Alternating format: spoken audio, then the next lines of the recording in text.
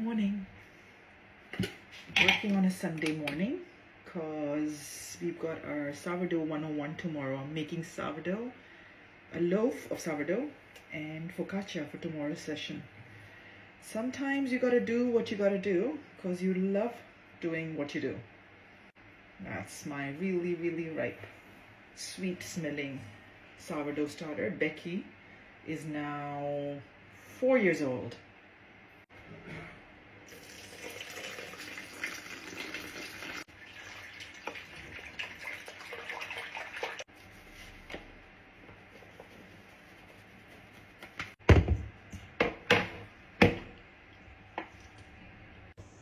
It's 11 a.m. now and my shaggy dough is all ready for bulk fermentation. Here's the thing about sourdough. It loves Singapore weather and the optimal temperature of 26 degrees Celsius in your kitchen. And this should be ready to put away in the fridge for cold retard by 4 p.m. today. Want to learn more? Join us for Sourdough 101 tomorrow.